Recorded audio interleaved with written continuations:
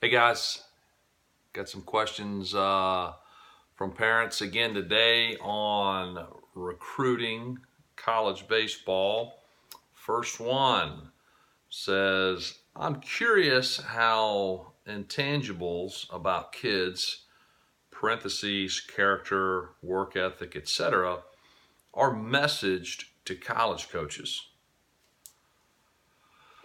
Um, Good question. Uh, it really, I don't want to say that the intangibles don't matter uh, to college coaches. For sure, they do matter, but it's really don't get so wrapped up on the intangibles before you address the skill level, the athletic ability, the talent level of the player. Now, if you've got player A and player B, and all things being said equal as far as ability, well, yeah, the intangibles are going to come into play. But if you have a superstar talent and, you know, and then you've got another kid who is mediocre at best, it doesn't matter if the mediocre kid has the best intangibles and the superstar freaky athlete doesn't. The college coach is going to be much more interested in, the superstar than, the mediocre player. Now, let's just say, all things are fairly equal. The intangibles, yeah, man. I mean, like you said, you put character. Man, character's great. Integrity, work ethic, to show up on time. How does he treat his teammates? How does he deal with failure? How does he deal with success? Blah, blah, blah.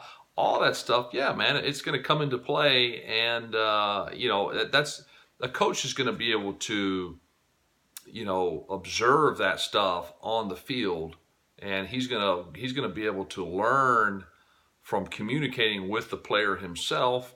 He's also going to talk to his high school coach, his travel team coach, any other references, maybe other people that have seen him play or that know him, because these schools are investing money into your son. So they're going to learn as much as they can about your son before making a decision to offer him a scholarship or any kind of opportunity to play.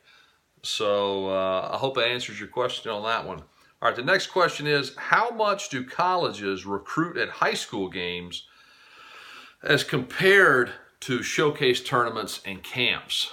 We've gone over this before, but it's just tough for college coaches to recruit at any level of college baseball, for them to recruit during the spring, because they have their own season to deal with. The summer is going to be the number one place where college coaches get out and recruit. You're going to see, a lot more. You have an opportunity to see a lot more college coaches in the summer, out watching, showcase tournaments and camps and things like that, than you will at a high school event. I'm not saying they don't come out and watch high school games, but it's just difficult for them to, because of the scheduling. Typically, high school games are during the week and they're at night, and most of the colleges are playing during the week at night. So it's just hard. College coaches are very rarely going to miss one of their own games to go watch a recruit at a high school game. Now, they may miss a practice on a Monday, afternoon, to go watch, a recruit play, but it's just rare, will you see a bunch of college coaches out watching games during the spring. Again, it happens, but they're much more likely to go watch showcase tournaments and camps and things like that during the summer and the fall. All right. Last one we got today is, how do you get an independent assessment of where a player may fit at the college level? Well, I would ask. That's how I would get it. You can get an evaluation from someone who knows kind of what they're talking about. The problem is most people, most parents, and certainly players don't want their feelings hurt, and they'll ask, and it's really tough as an educated evaluator of talent, in baseball, to give that person an honest answer, because guys, they don't believe you, they get upset, they want to argue with you.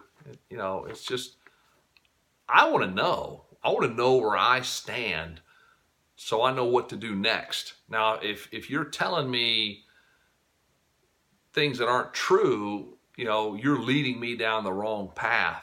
But that's where a lot of parents and players unfortunately want to be led. They don't want the truth, and the truth's hard. Especially because you think you work really hard, or maybe you think you had a lot of success throughout your short career in baseball. And as parents, I'm a parent now.